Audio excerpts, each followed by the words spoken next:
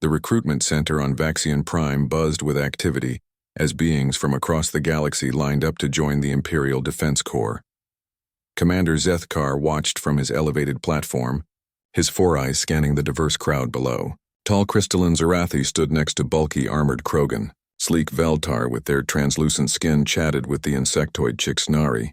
It was the usual mix of species seeking glory, credits, or simply a chance to serve the mighty Galactic Empire. Then something unusual caught his attention. A small figure near the back of the line drew curious stares from the other recruits. It was bipedal, standing barely 2 meters tall with pale skin and strange fur covering only the top of its head. The creature wore simple clothing that looked primitive compared to the advanced gear worn by other species. Most peculiar of all, it carried no visible weapons or armor enhancements. "What is that thing?" asked Lieutenant Vexira, her serpentine neck craning to get a better look. Zethkar consulted his datapad, pulling up the registration information. "Says here it's a human from a planet called Earth. Never heard of either." He scrolled through the data. "Interesting. Their home world isn't even a member of the Empire. This one applied as an independent contractor." The human stood patiently in line, seemingly unbothered by the attention it was receiving. When a massive Krogan warrior bumped into it roughly, the human simply stepped aside with a polite nod. The Krogan laughed, saying something in its guttural language about weak prey species. The human's response was to smile slightly and continue waiting. "Physical specifications are underwhelming," Vexira noted, reading over Zethkar's shoulder. "Average strength, standard reflexes, no natural armor or weapons. Why would it even apply?" Hours passed as the line moved forward. The human answered questions from curious recruits with simple responses, never boasting or making claims about its abilities. When asked about combat experience, it simply said it had some. When pressed about its homeworld's military conflicts, it mentioned a few disagreements between nations but offered no details. Finally, the human reached the front of the line. Up close, Zethkar could see its features more clearly. The creature had small, forward-facing eyes that seemed to take in everything around them. Its movements were economical and precise, never wasted. There was something about its posture that suggested alertness, though it appeared relaxed. "Name?" Zethkar asked, activating his recording device. "Marcus Chen," the human replied in clear, unaccented Galactic standard. "Home planet?"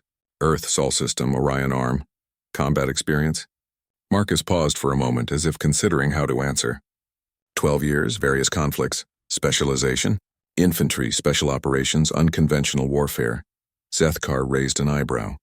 The human's service record was surprisingly extensive for such a young-looking creature. According to the data, Marcus had served in something called the United Earth Defense Forces and had participated in operations across multiple continents on his homeworld. References? Marcus handed over a data chip, service records, commendations, and contact information for former commanding officers. The commander inserted the chip into his terminal. What he saw made him frown. The records were extensive and detailed, showing participation in dozens of operations. Most were classified, with only basic information available. What wasn't classified showed a pattern of successful missions and rapid promotions through the ranks. Says here you achieved the rank of colonel before leaving service. That's impressive for someone your age. "I started young," Marcus replied simply. "Why leave your homeworld to join the Imperial Defense Corps? Looking for new challenges. Earth is peaceful now." Lieutenant Vexira leaned forward. "Your species appears to lack natural weapons or armor. How do you expect to survive against opponents like the Krogan or Mandalorian raiders?" Marcus looked at her calmly. "Tools and tactics can overcome physical disadvantages. Intelligence and adaptability matter more than size or natural weapons." Confident words from such a small creature, Zethkar mused. "What makes you think you can keep up with warriors who have been fighting for centuries?" "Humans have been fighting for millennia," Marcus said quietly. "We've gotten good at it." The commander studied the human's file again. There were gaps in the record, sections marked with high security classifications. Whatever this creature had done in its military service, it was considered significant enough to warrant heavy redaction. "The physical requirements for the Defense Corps are substantial," Vexira warned. "Combat operations often last for weeks in hostile environments. Many recruits don't survive the training, let alone actual deployment." "I understand the risks," Marcus replied. Do you? Zethkar challenged.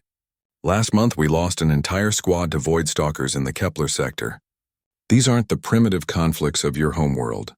We're talking about creatures that can tear through battle armor with their bare claws. Something shifted in Marcus's expression.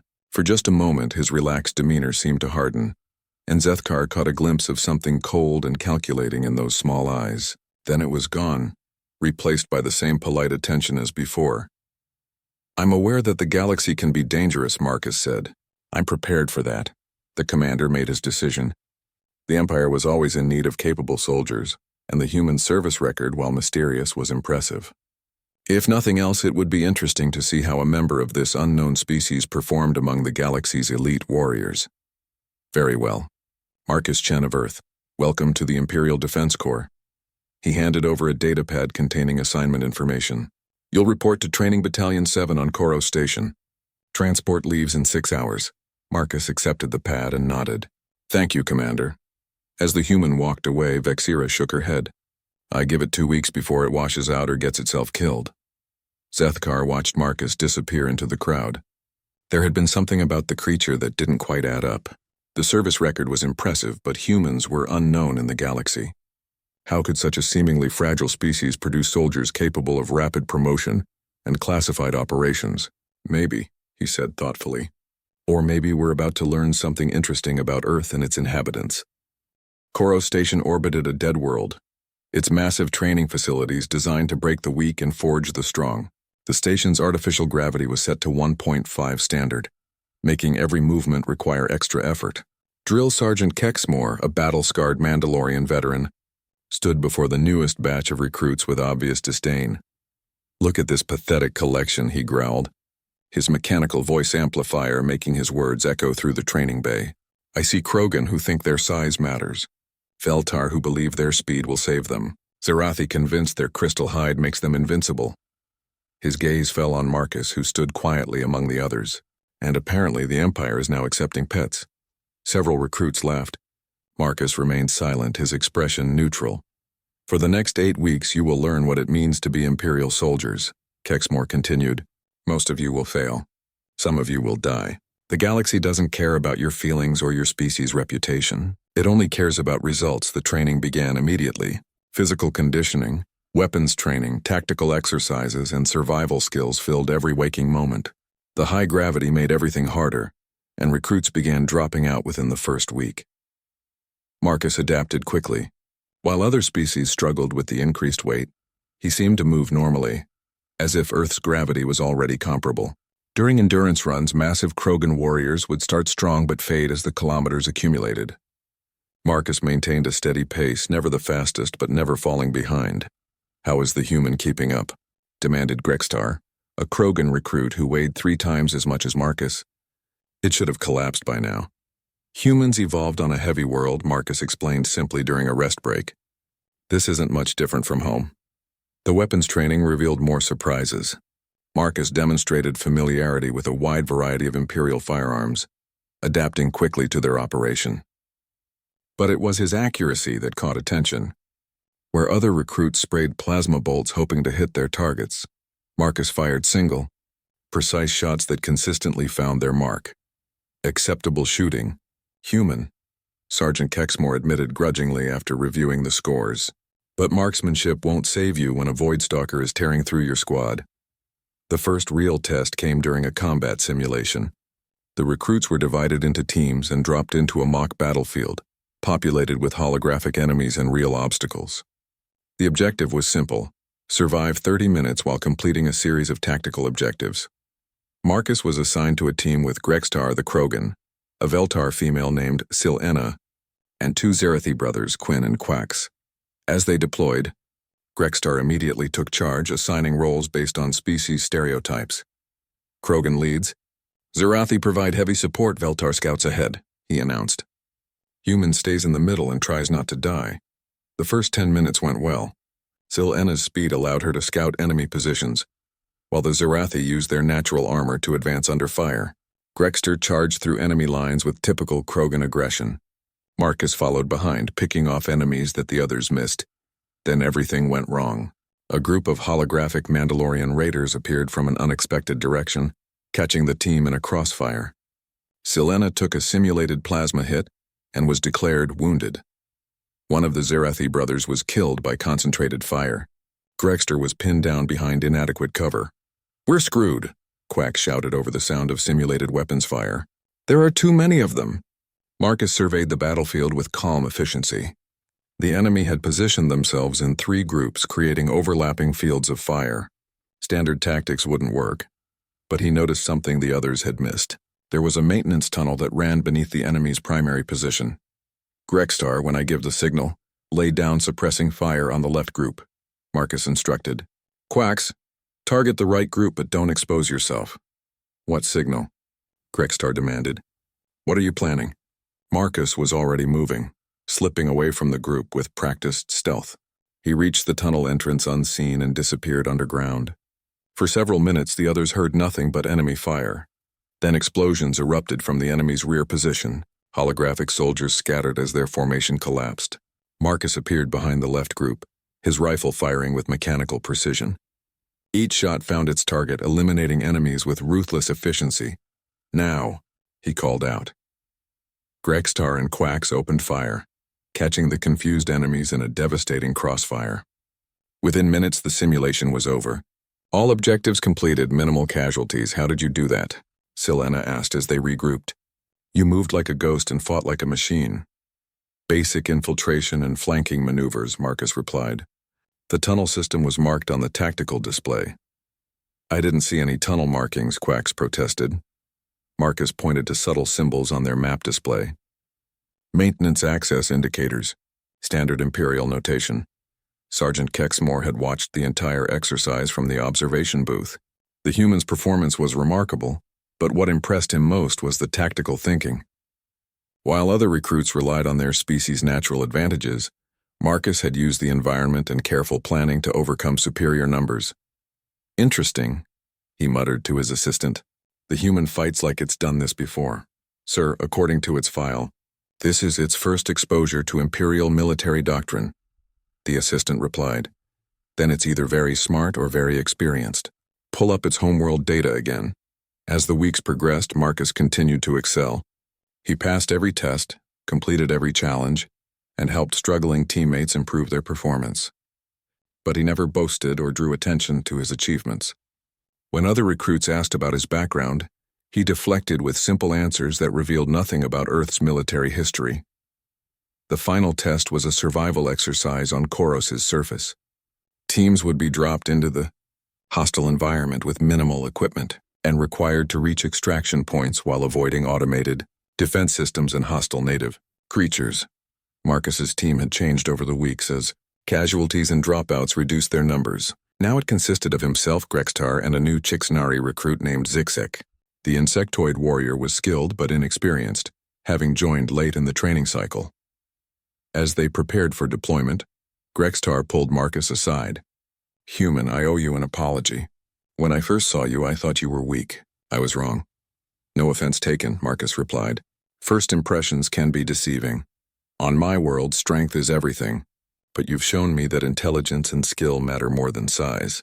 I would be honored to serve alongside you." Marcus nodded. "The feeling is mutual." The transport dropped them into a rocky wasteland at dawn. Their mission was to reach 3 checkpoint locations and reach extraction within 48 hours. The area was populated with mechanical sentries and native predators designed to test their skills. "Stay close, watch each other's backs, and think before you act," Marcus advised as they moved out. "This isn't about heroics. It's about getting everyone home." Neither of his teammates realized they were about to see exactly how good humans had become at war. The survival exercise on Koros's surface began at dawn. Marcus led his team through the rocky terrain with methodical precision, avoiding the obvious paths where automated sentries waited. Grextar and Zixek followed his lead, learning to trust the human's tactical instincts. "How do you know where the machines are hiding?" Zixek asked as they skirted around what appeared to be empty ground. Marcus pointed to subtle signs in the dirt and rock formations. Disturbed soil, unnatural shadow patterns, electromagnetic signatures. The designers did good work, but they're following standard Imperial doctrine. "You learned Imperial doctrine in 8 weeks?" Grexter questioned. "Patterns are patterns," Marcus replied. "Doesn't matter what species designed them. They reached the first checkpoint without incident, but as they approached the second objective, Marcus held up a hand, signaling the others to stop. In the distance, they could hear weapons fire and the distinctive roar of a Krogan in battle rage. Another team is in trouble, Zixek observed. Through his scope, Marcus could see 3 recruits pinned down by a pack of native predators called shadow wolves. The creatures were nearly invisible, their dark fur blending perfectly with the rocky landscape. One recruit was already down and the others were running low on ammunition. We should help them, Grextar said, checking his rifle. Our mission parameters don't require it, Zixek pointed out. Helping them could compromise our own objective. Marcus studied the situation carefully. The trapped recruits were from a rival team that had been dismissive of human capabilities throughout training. But that didn't matter now. They were fellow soldiers in danger. We helped them, Marcus decided. Grextar, can you get to that ridge overlooking their position? Easily. Wait for my signal, then provide covering fire. Zixek, circle around to their left flank. When the wolves move to attack me, you'll have clean shots at their exposed sides. What about you? The Chicxinari asked. Marcus was already moving. I'm going to get their attention. What happened next would be analyzed by Imperial training instructors for years afterward. Marcus approached the shadow wolves from an impossible angle, moving across open ground that should have made him an easy target. But somehow the predators didn't see him until he was close enough to touch them. When he finally revealed himself, it was with controlled violence that stunned his observers. His rifle fired in precise bursts, each shot dropping a wolf before it could react. When one creature lunged at him, Marcus smoothly transitioned to his sidearm, putting 3 rounds center mass without breaking stride. The surviving wolves, confused by this sudden assault from an unexpected direction, broke formation exactly as Marcus had predicted. Grexter's covering fire and Zixek's flanking maneuver finished them off within minutes. Impossible, breathed Veltar recruit Kinara, one of the soldiers Marcus had just saved. How did you move like that? The wolves should have detected you immediately. Camouflage and movement discipline, Marcus explained simply, helping the wounded Zarathi to his feet. Basic fieldcraft. Basic? Kinara stared at him. I've been hunting on my homeworld for 30 years and I've never seen anyone move like that. Marcus didn't respond. He was already checking the injured recruit's wounds and administering first aid with practiced efficiency. The Zarathi would live but needed immediate medical attention. Training exercise is secondary to soldier welfare, Marcus announced. We need to get him to extraction. The combined teams reached the final extraction point ahead of schedule. Sergeant Kexmore was waiting with medical personnel and a very interested expression on his scarred face. Chen, he called out as the medics took charge of the wounded recruit. A word. They walked away from the others, stopping at a secluded area of the landing platform. I've been reviewing your performance, Kexmore began. Your scores are impressive, but more than that, you fight like a veteran. Not like someone learning Imperial doctrine for the first time. Marcus waited silently. I've seen thousands of recruits over the years. Most rely on their species' natural advantages. Krogan use brute force, Veltar rely on speed. Zarathi trust their armor. But you fight like someone who's had to overcome every possible disadvantage. Like someone who's survived when survival should have been impossible. Training on Earth was comprehensive, Marcus said carefully. Was it now? Kexmore's mechanical voice carried a note of skepticism. Tell me, Chen, what kind of training produces a soldier who can move through a shadow wolf pack undetected? Marcus considered his answer. The kind that assumes your enemies are always stronger, faster, and better equipped than you are. The sergeant nodded slowly. Graduation ceremony is tomorrow. After that, you'll receive your first assignment. Word of advice? Yes, sir? Whatever Earth's military taught you, don't be afraid to use it. The galaxy is full of beings who think they know everything about warfare. Most of them are dead wrong. The graduation ceremony was a formal affair attended by Imperial officials and senior military personnel. Of the original 100 recruits, only 37 had successfully completed training. Marcus stood with his class wearing the crisp uniform of an Imperial Defense Corps soldier. Commander Zethkar, who had recruited Marcus months earlier, was present to review the new graduates. He paused when he reached the human, studying him with those 4 alien eyes. Congratulations. Specialist Chen, your instructors speak highly of your performance. Thank you, sir. I have your first assignment here. Zethkar handed over a sealed data packet. You're being posted to the 3rd Strike Battalion, currently stationed in the Kepler sector. They've been dealing with increased raider activity. Marcus accepted the assignment without comment, but Grextar, who was standing nearby, couldn't hide his concern. Sir, isn't that the sector where we lost an entire squad to Void Stalkers last month? It is, Zethkar confirmed. The 3rd Battalion has requested reinforcements. Fresh graduates with specialized training. His gaze fixed on Marcus. They specifically asked for soldiers capable of unconventional warfare. As the ceremony concluded and the new soldiers prepared to ship out to their assignments, Marcus found himself surrounded by his former teammates. Stay safe out there. Human, Grextar said, clasping Marcus's shoulder with a massive hand. The galaxy is about to learn what Earth warriors can do. Just Marcus, he replied with a slight smile. And I'll be fine. Zigzag tilted his insectoid head. You're not worried about facing Void Stalkers? They're supposed to be the most dangerous predators in known space. Marcus shouldered his equipment pack and headed toward the transport. Every species thinks their apex predators are the most dangerous in the galaxy. Usually they just haven't met the right competition yet. As the transport carrying Marcus and other new assignments departed Koros Station, Sergeant Kexmore watched from the observation deck. His assistant stood beside him reviewing training records. The humans' final scores are remarkable, the assistant noted. Perfect marks in marksmanship, tactics, survival skills, and leadership. I've never seen results like this, Kexmore grunted. Those scores don't tell the real story. Did you watch the recordings of his performance? Of course, sir. Then you saw what I saw. That human wasn't learning Imperial doctrine. He was adapting it to something he already knew, something that made our training look like a children's game. The assistant looked puzzled. What do you mean, sir? I mean, Kexmore said quietly, that we may have just unleashed something on the galaxy that it's not prepared for. The question is whether our enemies will figure that out before it's too late. The Imperial cruiser, Sovereign's Edge, dropped out of hyperspace at the edge of the Kepler sector, its hull scarred from dozens of raids and counter-raids. Marcus stood in the observation lounge watching the angry red star that dominated the local system. Around it orbited mining platforms, supply depots, and the kind of rough frontier stations where legitimate business mixed freely with smuggling and worse. First time in a contested sector? Specialist? Asked Lieutenant Colonel Drakvin, the ship's Mandalorian security chief. His armor bore the distinctive dents and scoring that marked a veteran warrior. No, sir, Marcus replied, but first time in this particular one. Drakvin studied the human with interest.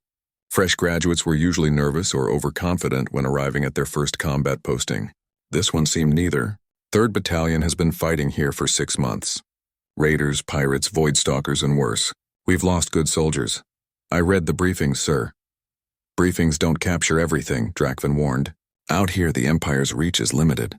We follow Imperial law when we can, local law when we must, and survival law when there's no choice. The transport shuttle that carried Marcus to Firebase Delta was an armored military craft designed for hostile insertions. As they descended through the atmosphere of the mining world Kepler-7, the pilot had to take evasive action twice to avoid surface-to-air missiles from raider positions. Welcome to paradise, muttered the Krogan co-pilot as another explosion rocked the ship. Firebase Delta was built into a mountain, overlooking the primary mining complex. Its defensive positions commanded excellent fields of fire, but Marcus could see it was understaffed. Where Imperial doctrine called for a full battalion, barely 2 companies were holding the position. Captain Torgon, a massive Krogan with intricate battle scarring, met Marcus at the landing pad. So you're our reinforcement? One human. He looked Marcus up and down skeptically. Command said you were special operations qualified.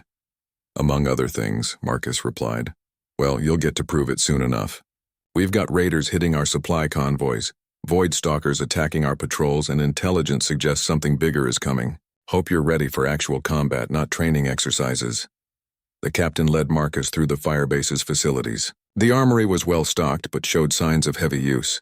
The medical bay was full of wounded soldiers. The command center hummed with activity as officers tried to coordinate defenses across multiple threatened positions. Current situation, Torgan explained, pointing to a holographic tactical display.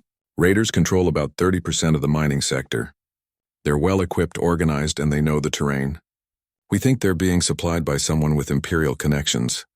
Marcus studied the display, noting patrol routes, supply lines, and recent contact locations. What's their operational pattern? Hit and run, mostly. They strike supply convoys, disappear before we can respond. Last week they overran Outpost 7. No survivors. Void stalkers? Different problem entirely. They hunt in packs, nearly invisible, and they seem to be getting bolder, used to avoid our positions. Now they're probing our defenses actively. That evening, Marcus was assigned to a patrol led by Sergeant Major Crixtall, a Veltar veteran with 20 years of service. The team consisted of 6 soldiers, 2 Zarathi heavy weapons specialists, a Chixnari scout, a Krogan assault trooper, the Veltar sergeant, and Marcus. Standard patrol route, Crixtall explained as they moved out. Check the mining platforms, investigate any anomalies, return by dawn. Simple and boring, just how we like it. The first 3 hours were indeed routine. They verified security at Platform 7, investigated a false alarm at Platform 9, and were heading to their final checkpoint when the Chixnari scout held up a warning claw. Movement ahead, Zektar whispered through the comm system. Multiple contacts trying to stay hidden. Through his rifle scope, Marcus could see heat signatures moving through the mining equipment. Too organized to be void stalkers, too stealthy to be raiders. Something else entirely. Count? Crixtall asked. At least 12, the scout replied. Armed coordinated movement patterns. Could be off-duty miners, suggested Grokon the Krogan trooper. Marcus shook his head. Wrong equipment signatures. Those are military-grade weapons and armor. How can you tell from this distance? One of the Zarathi asked. Heat dispersal patterns from their gear. Civilian equipment doesn't generate those signatures. Crixtall made the call. We investigate. Standard approach formation, weapons ready but not targeted. Could still be legitimate personnel. They were 50 meters from the mining platform when the ambush was triggered. Plasma fire erupted from concealed positions, pinning the patrol behind inadequate cover. The attackers were professional soldiers, not raiders or pirates. Their equipment was Imperial standard and their tactics were textbook perfect. We're in deep waste, Grokon growled as plasma bolts scorched the metal beam he was hiding behind. These aren't raiders. These are Imperial troops. Rogue unit? Crixtall suggested, returning fire with his energy rifle. Marcus was analyzing the enemy positions with cold calculation. 12 attackers, positioned in 3 mutually supporting groups. Standard Imperial small unit tactics, designed to create overlapping fields of fire with no dead zones. Professional execution but predictable if you knew the doctrine. Zektar, can you reach that maintenance shaft 30 meters to your left? Marcus asked the scout. Probably, but it's under direct observation. Not for long. When I give the signal, move fast. Marcus did something that violated every rule of combat engagement. He stood up and walked directly toward the enemy positions, his rifle held casually at his side. Plasma bolts seared the air around him, but somehow none found their mark. He moved with an odd weaving gait that seemed random, but somehow always placed him just outside the enemy's targeting solutions. What is he doing? One of the Zarathi shouted. He's going to get himself killed. But Marcus wasn't getting killed. He was drawing attention, forcing the enemy to focus on the impossible target walking through their kill zone. While they were distracted, Zektar reached the maintenance shaft and began flanking their positions. When Marcus finally opened fire, it was with mechanical precision that his patrolmates would later struggle to describe. His rifle seemed to fire continuously, but each shot was deliberate and accurate. Enemy soldiers began dropping from positions they thought were completely concealed. Impossible, Crixtall breathed, watching through his scope. He's hitting targets I can't even see. How is he moving like that? Grokon demanded. Plasma bolts should have cut him down minutes ago. Marcus was employing movement techniques that no other species in the galaxy had developed.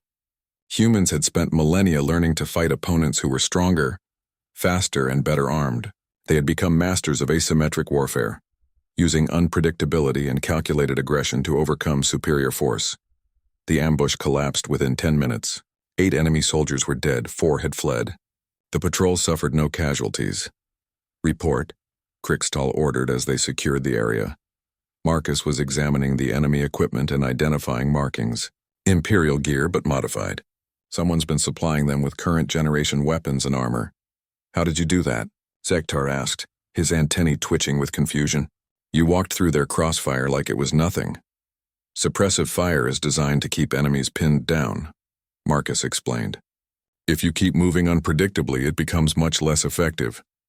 But the odds of survival are better than staying in one place and letting them coordinate their fire, Marcus finished. Sometimes the most dangerous thing you can do is the safest option available. When they returned to Firebase Delta, Captain Torgan listened to Krixtal's report with growing amazement. You're telling me that one human soldier eliminated 8 entrenched opponents in a frontal assault? Sir, I wouldn't have believed it if I hadn't seen it myself, the Veltar sergeant replied. The human fought like nothing I've ever witnessed. Torgan turned to Marcus. Specialist Chen, I'm recommending you for immediate promotion and assignment to our Special Operations Unit. Whatever training Earth gave you, we need more of it. Marcus nodded calmly. I'm ready for whatever assignment you think is appropriate, sir. As Marcus was dismissed to quarters, Torgan pulled up his service record again. The classified sections were still heavily redacted, but now the captain was beginning to understand why.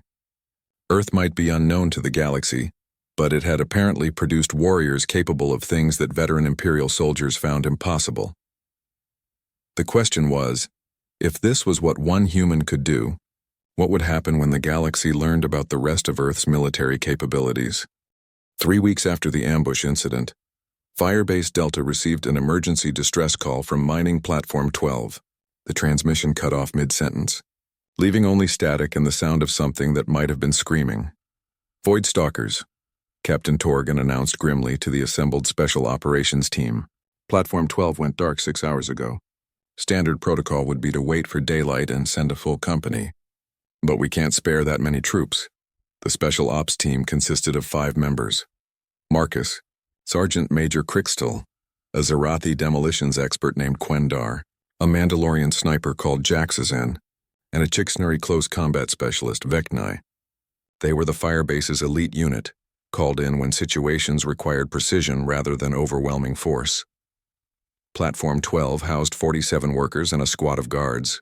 Torgan continued. If Void Stalkers breach their defenses, there won't be survivors. Your mission is reconnaissance and intelligence gathering. Find out what happened, document the threat level, and extract any useful data from their systems. What if we encounter active Void Stalkers? Asked Jackson, checking his specialized rifle. Avoid contact if possible. If engagement is unavoidable, eliminate the threat and continue the mission. Marcus studied the platform schematics on his datapad. Platform 12 was one of the larger installations, built into an asteroid surface with multiple levels and redundant life support systems. If Void Stalkers had penetrated its defenses, they would likely have established a nest in the lower levels. How many Stalkers are we potentially facing? Marcus asked. Unknown, Torgan admitted. Pack sizes vary from 6 to 30 individuals. They're nearly impossible to detect with standard sensors, and they hunt with coordinated intelligence. The team departed at dawn aboard a stealth transport designed for covert insertions. As they approached Platform 12, the structure appeared normal from the outside. Lights were functioning, atmospheric seals were intact, and docking systems responded to their approach. That's not good, Krixtal observed. If Void Stalkers killed everyone, why is the platform still running normally? Maybe they didn't kill everyone, Vecni suggested hopefully. Marcus was studying sensor readings. No life signs detected, but that doesn't mean much. Void Stalkers don't register on standard bioscanners, and if there are survivors, they might be hiding in shielded compartments. They docked at the main airlock and prepared to board. Standard procedure called for heavy weapons and overlapping fields of fire, but Marcus suggested a different approach. Void Stalkers hunt by ambush. They'll expect us to move in formation, watching each other's backs. That makes us predictable.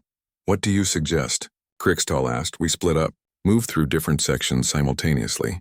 If they ambush one of us, the others can respond from unexpected directions. Jaxazen's helmet speakers crackled with disbelief. Split up? Against pack hunters? That's suicide. Not if we do it right, Marcus explained. Void Stalkers coordinate their attacks, but they also rely on confusion and fear.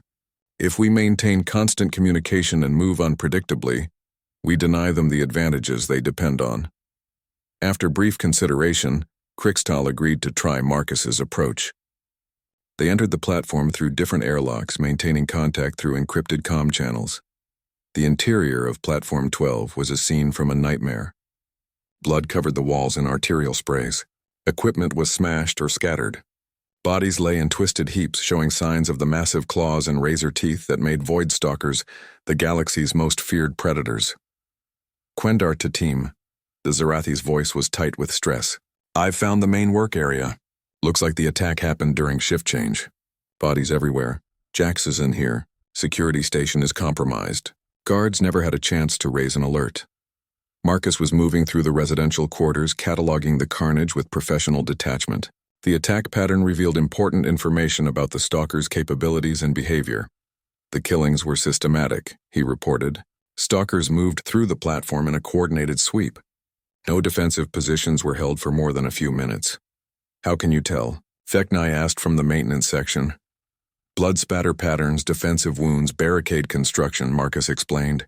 The residents tried to establish strong points, but the stalkers flanked them too quickly. As they moved deeper into the platform, Marcus began to notice something unusual. The damage patterns were too uniform, too efficient. Void Stalkers were savage predators, but the destruction here suggested something more than animal instinct. Team, we have a problem. Crixtal's voice carried new urgency. I'm in the command center. The platform's sensors recorded the attack. You need to see this. They converged on the command center where Crixtal had activated the security recordings. The holographic display showed the final moments of Platform 12's defense. Dark shapes moved through corridors with impossible speed and coordination. But what caught Marcus's attention was their behavior. They're not hunting, he observed quietly. They're executing a military operation. The recording showed Void Stalkers moving in formation, covering each other's advances, and systematically eliminating resistance. When defenders tried to reach escape pods, the creatures anticipated their routes and cut them off. When security teams attempted to establish defensive positions, the Stalkers coordinated flanking maneuvers that would have impressed Imperial tacticians. Impossible, Jaxison breathed. Void Stalkers are animals. Clever animals, but still animals. These aren't, Marcus said with growing certainty. Someone's trained them. Or controlled them. That's when the lights went out. Emergency lighting cast everything in hellish red as the platform's main power died. Through the comm system, they could hear new sounds. The whisper of claws on metal. The soft susurrus of breathing that wasn't quite natural. They're here, Vecni whispered. How many? Crixtal demanded. Marcus was already moving, his rifle raised and tracking. Doesn't matter. What matters is that they were waiting for us. The first attack came from 3 directions simultaneously. Shapes darker than the emergency lighting swept through the command center with lethal grace. Jaxison's rifle spoke twice before something hit him with enough force to send his armored form crashing through a bank of monitors. Quendar triggered a flashbang grenade, temporarily illuminating the attackers. In that brief moment of light, the team saw them clearly. Void Stalkers, but larger than any previously documented. Their natural camouflage made them nearly invisible even under direct illumination. Fall back to the transport, Crixtal ordered, but Marcus was doing something different.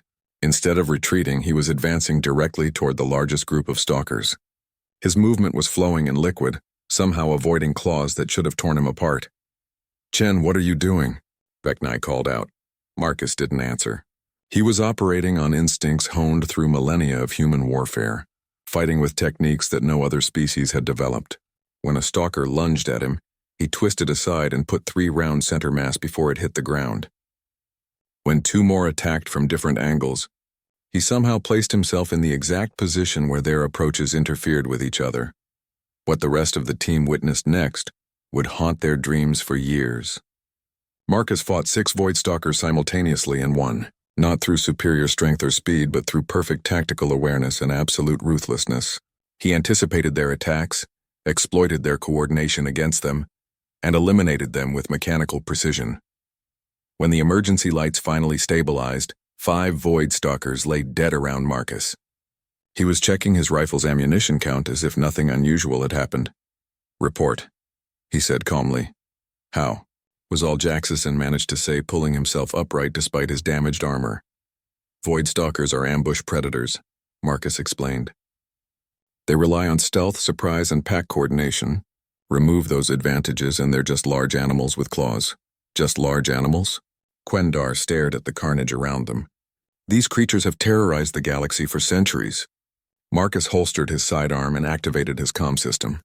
Firebase Delta, this is Special Ops Team Alpha. Platform 12 is secure. Requesting immediate extraction and a full xenobiology team. Why xenobiology? Krikstal asked. Marcus pointed to one of the dead stalkers. Look at the cranial modifications.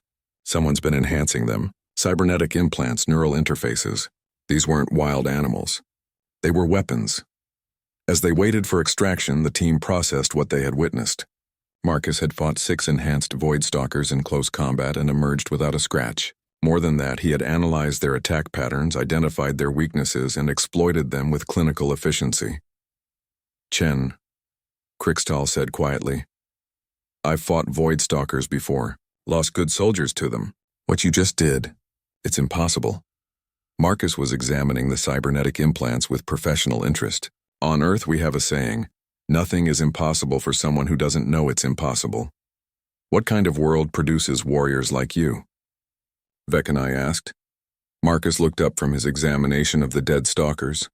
The kind where you learn to fight everything, because everything is trying to kill you.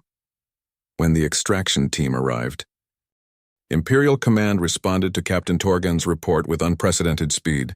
Within 72 hours, a full battlecruiser arrived at Firebase Delta carrying Admiral Thexvar, the Empire's foremost expert on exotic threats. The massive Zarathi naval officer had built his reputation fighting rogue AI systems and bioweapons across 3 sectors. I want to see this human, Admiral Thexvar announced as he stepped off his transport. The one who single-handedly eliminated 6 enhanced Void Stalkers. Marcus was summoned to the Firebase's main briefing room, where he found himself facing not just the Admiral, but a collection of senior officers representing multiple species. Intelligence analysts, xenobiology experts, and combat specialists all turned to study the unremarkable-looking human who had accomplished the impossible. Specialist Chen, Admiral Thexvar's crystalline voice resonated with authority. Your recent performance has attracted considerable attention. I've read the reports, but I want to hear your assessment of the enhanced stalkers directly. Marcus stood at attention. Sir, the modifications were extensive and sophisticated. Neural implants provided enhanced coordination, while physical augmentations increased their already formidable combat capabilities. Someone invested significant resources in creating these weapons. Any theories about who might be responsible? Based on the technology signatures, Imperial-level biotechnology combined with techniques I don't recognize. Either a rogue Imperial faction or an external power with access to our research. Intelligence Officer Lintera, a Veltar with silver scales, leaned forward. You mentioned techniques you don't recognize. Can you be more specific? Marcus considered his answer carefully. The neural interface design incorporated biological computing methods that aren't part of standard Imperial doctrine. More organic, more integrated than our typical cybernetic approaches. Like what you might find on a heavy-gravity world where biological adaptation was prioritized over technological augmentation, Admiral Thexvar suggested. Possibly, sir. The briefing continued for another hour, covering technical details and tactical implications. But Marcus could sense there was something else the officers wanted to discuss. When they dismissed the other personnel, leaving only the Admiral and 2 senior staff officers, he knew what was coming. Specialist Chen, Admiral Thexvar began again. Your service record makes for interesting reading. What's available of it anyway? Large sections remain classified above my clearance level. Marcus said nothing. Tell me about Earth, the Admiral continued. What kind of world produces soldiers capable of your demonstrated abilities? Earth is a garden world, sir. Diverse ecosystems, moderate climate, abundant resources. That's the official description in your file. But garden worlds don't typically produce warriors who can outfight enhanced Void Stalkers in close combat. So I'll ask again, what kind of world is Earth really? Marcus met the Admiral's compound eyes steadily. Earth is a world where everything that can kill you will try to kill you, sir. We adapted accordingly. Elaborate. Natural predators, environmental hazards, resource conflicts, territorial disputes. Evolution favored intelligence, adaptability, and the ability to use tools effectively. And your military experience before joining Imperial service? 12 years, various conflicts. Admiral Thexvar's patience was clearly wearing thin. Specialist, I'm trying to understand how one human soldier can accomplish things that veteran Imperial troops find impossible. Your evasive answers aren't helping. Before Marcus could respond, alarms began blaring throughout the firebase. The tactical display showed multiple contacts approaching at high speed. Raiders, but far more than the usual hit-and-run attacks. This was a full-scale assault. All hands to defensive positions. Captain Torgan's voice echoed through the comm system. Multiple bogies inbound, estimate battalion strength. Admiral Thexvar's expression hardened. It seems we're about to see your capabilities firsthand, Specialist. I'm granting you temporary field promotion to Lieutenant and Operational Command of the Special Operations Team. Sir, I'm not qualified for command authority. Your fitness reports suggest otherwise. Consider this a field evaluation. The attack began 20 minutes later. Raider forces approached Firebase Delta from 3 directions, supported by vehicles and air cover. But this wasn't the disorganized assault typical of pirate groups. These raiders moved with military precision, coordinating their advances and concentrating fire on specific defensive positions. From the Firebase's command center, Marcus coordinated the defense with calm efficiency. He deployed troops to maximize overlapping fields of fire, positioned heavy weapons to create kill zones, and kept mobile reserves ready to respond to breakthrough attempts. Lieutenant, Sergeant Major Krixtal reported from the eastern perimeter. Raiders are using Imperial tactics and equipment. These aren't pirates. These are professional soldiers. Confirmed, Marcus replied. Admiral, we're facing a coordinated assault by military forces using Imperial doctrine and equipment. This is connected to the enhanced stalkers. Admiral Thexvar studied the tactical display with growing concern. How can you be certain? Attack patterns, equipment signatures, and timing. Someone wanted us distracted while they investigated Platform 12. When we discovered the enhanced stalkers, they moved to direct action. The first raider breakthrough came at the northern gate, where concentrated fire overwhelmed the defenders. Krogan assault troops poured through the breach, followed by supporting infantry. Standard Imperial response would be to fall back to secondary positions and call for orbital support. Marcus did something different. Special Ops Team, combat deployment, he ordered. We're going to plug that hole. Sir, Vecni protested. There are at least 50 raiders in that sector. 5 of us can't. Yes, we can, Marcus cut him off. Trust me. What happened next was recorded by multiple sensors and would later be studied by Imperial tactical schools across the galaxy. Marcus led his team directly into the breach, moving with impossible coordination and tactical awareness. They didn't try to hold ground or establish defensive positions. Instead, they flowed through the enemy formation like water through sand, striking precisely where the raiders were most vulnerable. Marcus himself seemed to be everywhere at once. His rifle fired continuously, but every shot found its target. When raiders tried to coordinate their response, he was already gone, attacking from a new direction. When they adapted to his tactics, he changed them again. Impossible, Admiral Thexvar breathed, watching the tactical display. One team is routing an entire company. But Marcus wasn't finished. As the raider assault faltered, he began hunting their command structure. Using infiltration techniques that no other Imperial soldier had ever demonstrated, he penetrated their rear positions and began eliminating officers and key personnel. The raiders' coordination collapsed within 30 minutes. Without leadership and facing an enemy they couldn't predict or counter, they began retreating in disorder. But Marcus didn't let them go. He pursued them beyond the firebase's perimeter, turning an orderly withdrawal into a complete rout. When the Special Ops Team returned to Firebase Delta, they brought with them 23 prisoners and a collection of intelligence materials that would keep analysts busy for months. The Raider assault force, which had numbered over 300 troops, had been completely destroyed as an effective fighting unit. Casualty report, Admiral Thexvar requested as the team returned. No friendly casualties, Captain Torgan reported with disbelief. Minimal equipment damage. The raiders lost over 200 killed or captured. The Admiral turned to Marcus, who was calmly reloading his magazines and checking his equipment. Lieutenant Chen, I want a complete after-action report. But first I want the truth about Earth and its military capabilities. Marcus looked around the command center, noting the shocked expressions of veteran officers who had just witnessed something they couldn't explain. Sir, with respect, I don't think you're ready for that truth. Try me.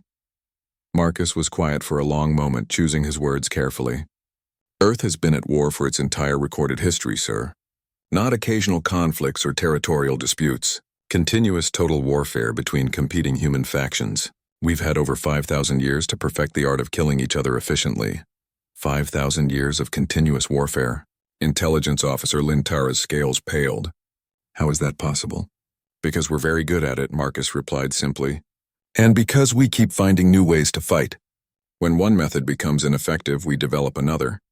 When our enemies adapt, we adapt faster. Admiral Thexvar processed this information with growing alarm. How many humans are there on Earth? Approximately 12 billion, sir. And how many of them have military training? In some form? All of them. Mandatory service, civilian defense training, or informal education. War is part of our culture, sir. It's how we've survived. The silence in the command center was profound. Finally, Admiral Thexvar asked the question that everyone was thinking. Lieutenant Chen, what would happen if Earth decided to expand beyond its home system? Marcus met the Admiral's compound eyes without flinching. Sir, I think the galaxy would learn very quickly that they've been playing war while humans have been practicing it. The implications hit everyone. 6 months after the Firebase Delta incident, the Imperial Intelligence Facility on Coruscant Prime hummed with activity. Deep within its most secure levels, a restricted briefing room hosted a gathering of the Empire's highest-ranking officials. Admiral Thexvar stood before a holographic display showing tactical analyses, casualty reports, and intelligence summaries that painted a disturbing picture. The threat we discovered in the Kepler sector has expanded beyond our initial projections, the Admiral began. What appeared to be isolated raider activity was actually a coordinated insurgency, supported by an unknown faction with advanced biotechnology. Emperor Kael'thon, whose reign had lasted 3 centuries, studied the data with 4 ancient eyes that had seen the rise and fall of dozens of civilizations. Continue your report, Admiral. The enhanced Void Stalkers were just the beginning. Our forces have encountered weaponized crystalline hunters, modified plasma worms, and combat-trained death spiders. Someone is systematically turning the galaxy's most dangerous predators into biological weapons. And your assessment of this threat? Admiral Thexvar hesitated. Sir, without Lieutenant Chen's tactical innovations, we would have lost the entire Kepler sector. His methods have allowed our forces to counter these bioweapons effectively, but, sir, I respectfully request that Lieutenant Chen brief you directly. His insights into this conflict have proven invaluable. Marcus entered the briefing room wearing the black uniform of Imperial Intelligence, his new rank insignia reflecting his rapid promotion to Major. The assembled officials studied him with curiosity and wariness. Word of the humans' capabilities had spread through the highest levels of government, along with disturbing questions about Earth's true nature. Major Chen, Emperor Kael'thon's voice carried the weight of absolute authority. Present your analysis. Your Majesty, the enemy we're facing represents a fundamental shift in galactic warfare. They've weaponized evolution itself, creating biological weapons that adapt faster than we can develop countermeasures. Marcus activated the holographic display, showing detailed analyses of the various enhanced creatures. Traditional Imperial doctrine assumes technological superiority and overwhelming force. These enemies negate both advantages by using our own biological weaknesses against us.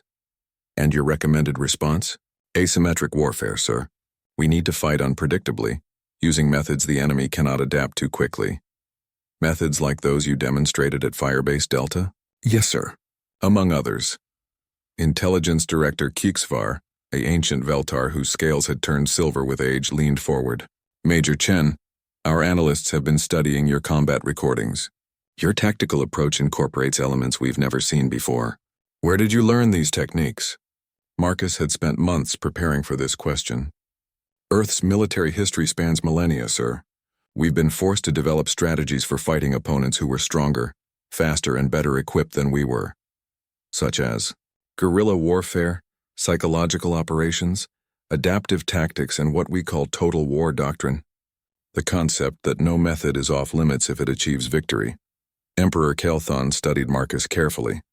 Are you suggesting that the Empire adopt more ruthless methods? I'm suggesting that we adapt our methods to match the threat, sir. The enemy is using biological weapons that target species-specific vulnerabilities. We need to respond with tactics that exploit their weaknesses in return. And you know how to do this? Yes, sir. But implementing these strategies would require significant changes to Imperial military doctrine. Over the following weeks, Marcus worked with Imperial strategists to develop new tactical approaches. The transformation was remarkable. Units trained in human-derived methods began achieving victory ratios that seemed impossible. Enhanced bioweapons that had terrorized Imperial forces were systematically hunted down and eliminated, but success came with costs. Other galactic powers began to take notice of the Empire's suddenly improved military effectiveness. Intelligence reports suggested that several independent systems were forming defensive alliances, concerned about Imperial expansion. The galactic balance of power was shifting, and not everyone was comfortable with the change. Major, Admiral Thexvar said during one of their regular briefings, "We've received communication from the Altarian Federation. They're requesting information about our new tactical doctrines." Standard response. "They're offering a mutual defense treaty in exchange for military training assistance." Marcus considered this. "Sir, that might not be wise. Human tactical doctrine is designed for total warfare. Teaching it to potential enemies could be problematic. Are you saying we shouldn't share our advantages?" "I'm saying that humans developed these methods to fight other humans. We understand the risks and limitations. Other species might not." This conversation was interrupted by an urgent communication from the Kepler sector. Captain Torgan's image appeared on the briefing room's main display, his expression grim. "Admiral, we've identified the source of the bioweapons. Long-range sensors have detected a massive facility in the void zone, beyond charted space. Intelligence suggests it's operated by a previously unknown species." "Any details on these unknown beings?" "Limited, sir. But they appear to be silicon-based life forms with advanced biotechnology. Initial contact attempts have been met with immediate hostility." Admiral Thexvar turned to Marcus. "Major, your assessment?" Marcus studied the sensor data with professional interest. Silicon-based intelligence with biological weapons specialization. They're probably testing the galaxy's defenses, using enhanced local species to evaluate our military capabilities. Testing for what? "Invasion, sir." Classic probe and evaluate strategy. Use local resources to gather intelligence while minimizing risk to your own forces. Emperor Kelthon's expression darkened. "Are you suggesting we face a full-scale invasion by an unknown species?" "I'm suggesting that's the most likely scenario, sir. The bioweapon attacks were never the real threat. They were reconnaissance. The implications were staggering. If Marcus was correct, the Empire faced an enemy that had been studying their capabilities for months while remaining completely hidden. Worse, this enemy had demonstrated the ability to weaponize the galaxy's most dangerous creatures. "Major Chen," the Emperor said after a long pause, "I'm authorizing you to implement whatever measures you deem necessary to counter this threat. You have unlimited resources and absolute authority in military matters." "Sir, I appreciate your confidence. But I should point out that human tactical doctrine can be extreme, elaborate. On Earth, we have a saying, 'The only unfair fight is the one you lose.' Human military philosophy prioritizes victory over honor, effectiveness over elegance. Other species might find our methods disturbing. Major, if we're facing an invasion by unknown aliens with biological weapons, I'm less concerned about disturbing our allies than I am about survival." Marcus nodded. "Understood, sir. I'll need to contact Earth." The silence in the briefing room was profound. Finally, Intelligence Director Kixfar found his voice. "Contact Earth? You mean there are other humans out there?" "Yes, sir. About 12 billion of them. And they have military capabilities similar to yours?" Marcus almost smiled. "Sir, I'm just a reconnaissance specialist. Earth has soldiers who make me look like an amateur." Admiral Thexvar's crystalline skin had gone completely blue. "Major, are you telling us that Earth has an army of soldiers more capable than you?" "Not an army, sir. Several armies, multiple nations, each with their own military forces and specializations. If this invasion threat is real, they'll want to help." "Why would they help the Empire?" "Because humans don't like bullies, sir. And we really don't like aliens who think they can invade our galaxy." Emperor Kael'thon made a decision that would reshape galactic history. "Major Chen, you are authorized to make contact with Earth and request military assistance. But I want to understand what we're asking for." "Sir, you're asking 12 billion humans who have spent 5,000 years perfecting warfare to join a fight against alien invaders. When Earth learns about this threat, they won't just send help. What will they send?" Marcus stood at attention, his expression reflecting the absolute certainty of someone who knew his species well. "Sir, They'll send everything. As the briefing concluded and plans were made for contact with Earth, none of the Imperial officials truly understood what they had set in motion. They thought they were requesting assistance from a single world. What they were actually doing was introducing the galaxy to a species that had turned warfare into an art form, and who were about to discover that they weren't alone in the universe. The enhanced void stalkers and bioweapons that had terrorized Imperial forces were about to learn why every predator on Earth had learned to fear the small, seemingly harmless primates who had conquered their entire world through superior tactics, relentless adaptability, and an absolute refusal to accept defeat. The galaxy was about to discover what happened when humanity said, "Hold my beer," in 12 billion different ways.